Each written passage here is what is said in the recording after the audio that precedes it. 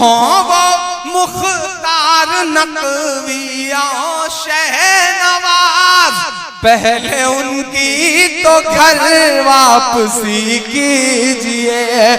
سواگت ہے دوستو آپ سبھی کا دیہات کی آواز میں آپ کے ساتھ محمد ارشاد سنیں گے۔ دوستو عمران پرتاپ گڑھی کی ایک بہترین نظم، اس سے پہلے بتا دوں الجھنا چھوڑ دیں وقت سے، حالات سے اور لوگوں سے۔ اب آئیے دوستو سنتے ہیں عمران پرتاپ گڑھی کی نظم۔ تو آپ سے گزارش ہے ویڈیو کو لائک کیجیے اور چینل کو ضرور سبسکرائب کیجیے۔ ایمان میں حرارت پیدا ہو تو بتانا ذرا سن کر کے کہ میرے پرخوں کی جاگیرداری ہے یہ، مت سمجھنا کہ ہم لوگ مہمان ہیں، ہم مسلمان ہیں، ہم مسلمان ہیں۔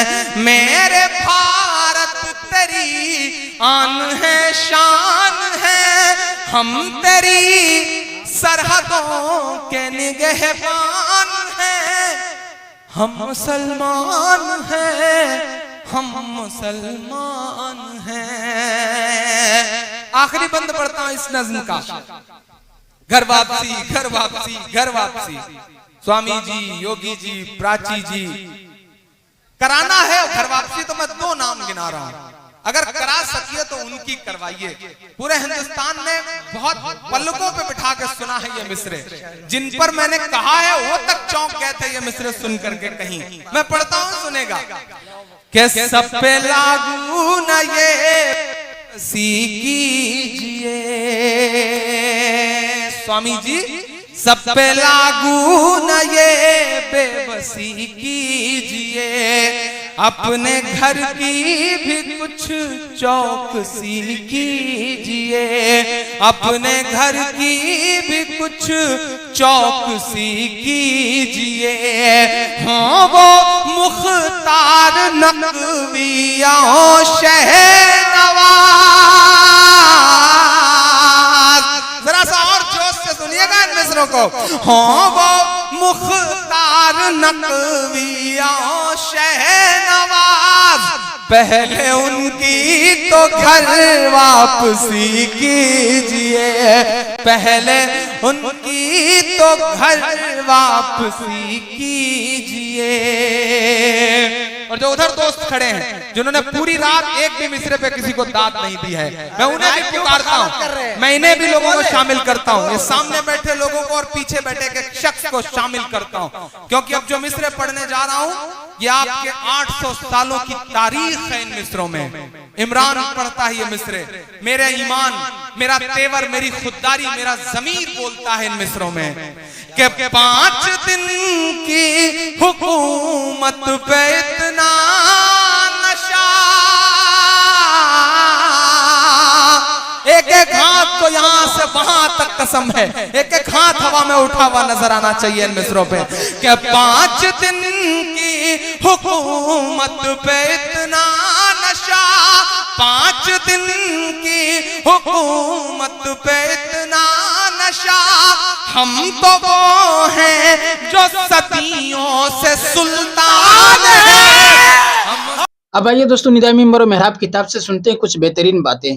ایک بار آپ نے کسی بدو سے گھوڑا خریدا اور قیمت ادا کرنے کے لیے اس کو ساتھ لے چلے، لیکن آپ تیزی سے آگے بڑھ گئے اور بدو پیچھے رہ گیا، لیکن جن لوگوں کو معلوم نہ تھا کہ آپ نے اس کو خرید لیا ہے وہ بدو سے بھاؤ تاؤ کرنے لگے۔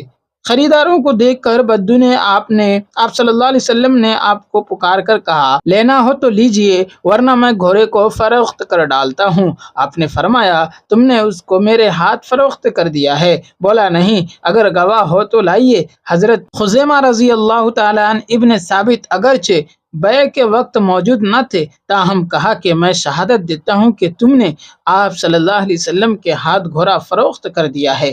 حضور صلی اللہ علیہ وسلم نے پوچھا، خزیمہ تم تو اس وقت موجود نہ تھے جب میرا بدو کے ساتھ سودا ہوا تھا، پھر تم نے یہ شہادت کیوں دی؟ عرض کیا، اے اللہ کے رسول، آپ کی تصدیق کی بنا پر گویا وہ یوں کہنا چاہتے تھے کہ جب ہم عالم بالا کی خبروں کے بارے میں آپ کی تصدیق کرتے ہیں اور آپ کو سچا جانتے ہیں تو اس چھوٹی سی خبر میں ہم آپ کی تصدیق کیوں نہیں کریں گے؟ چنانچہ حضرت خزیمہ کو تمام صحابہ میں یہ منفرد شرف حاصل ہوا کہ حضور صلی اللہ علیہ وسلم نے ان کی شہادت کو 2 شہادتوں کے برابر قرار دیا۔ عبادت ایسی تھی، میں صحابہ کی کس کس ادا کا تذکرہ کروں؟ حقیقت تو یہ ہے کہ ان کی ہر ادا مثالی اور ان کی ہر بات بے نظیر تھی۔ ان کا ایمان، ان کا یقین، ان کی صداقت، ان کی دیانت، ان کا ایثار، ان کا جذبہ، ان کی فیاضی، ان کے معاملات، ان کی عفت و طہارت، ان کی نمازیں اور ان کا صدقہ و خیرات، ہر چیز بے مثال تھی۔ آج ہمارے پاس جو کچھ ہے یہ تو حقیقت میں نقل ہے، اصل تو صحابہ کے ہاں تھی۔ ہماری تقریریں اثر سے خالی، ہماری دعائیں روح سے خالی، ہماری نمازیں خشوع سے خالی، ہماری عبادتیں مغز سے خالی اور ہمارا صدقہ و خیرات اخلاص سے خالی ہے۔ آج بھری مسجد میں کوئی ایک نمازی ایسا نظر نہیں آتا جس کی نماز خشوع و خضوع والی ہو، کوئی ایک بندہ ایسا دکھائی نہیں دیتا جس کی آنکھیں خوف آخرت سے آنسو بہاتی ہوں۔ مگر وہ کیسا قابل رشک وقت تھا جب ہر نماز خشوع و خضوع کا پیکر ہوتا تھا، جب ہر مومن کی آنکھیں بارش برساتی تھی اور دل کی وادی کو سیراب کرتی تھی۔ آج یہ وادی بنجر ہو چکی ہے، وہاں روحانیت کے پھولوں کے بجائے مادیت کے کانٹے اگ آئے ہیں۔ اگر ہم چاہتے ہیں کہ نماز سے وہ فائدے اور وہ برکتیں حاصل ہوں جن کا وعدہ اللہ کے سچے رسول نے کیا ہے، تو پھر صحابہ جیسی نماز پڑھنے کی کوشش کیجیے۔ ان کی نمازوں کا حال احادیث کے مطالعہ سے معلوم ہو سکتا ہے۔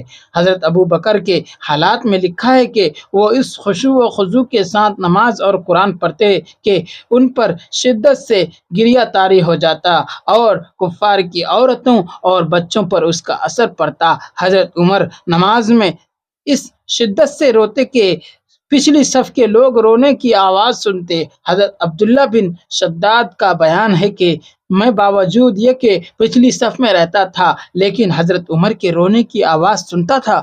حضرت تمیم داری رضی اللہ تعالیٰ عنہ ایک رات تہجد کے لیے کھڑے ہوئے تو صرف ایک آیت یعنی ام حسب الذین اجترحوا السیئات کی قرات میں صبح کر دی، اسی کو بار بار پڑھتے تھے، رکوع کرتے تھے، سجدے میں جاتے تھے اور روتے تھے۔ محبوب سے محبوب چیز بھی اگر صحابہ کی حضوری نماز میں خلل انداز ہوتی تو وہ ان کی نگاہ میں مبغوض ہو جاتی۔ ایک دن حضرت ابو طلحہ انصاری رضی اللہ تعالی عنہ اپنے باغ میں نماز پڑھ رہے تھے، ایک چڑیا اڑتی ہوئی آئی اور چونکہ باغ بہت گھنا تھا اور کھجوروں کی شاخیں باہم ملی ہوئی تھیں، پھنس گئی اور نکلنے کی راہیں ڈھونڈنے لگی۔ ان کو باغ کی شادابی اور اس کی اچھل کود کا یہ منظر بہت پسند آیا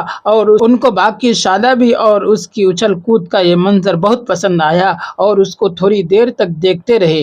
پھر نماز کی طرف متوجہ ہوئے تو یہ یاد نہ آیا کہ کتنی رکعتیں پڑھی ہیں۔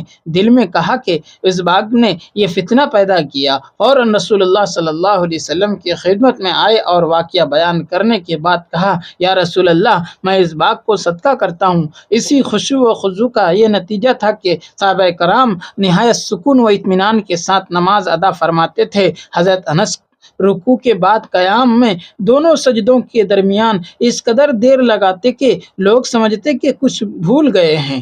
دوستو، ویڈیو کے آخر میں آپ سے گزارش ہے، اگر ویڈیو پسند آئی ہو تو ویڈیو کو لائک کیجیے اور چینل کو ضرور سبسکرائب کیجیے۔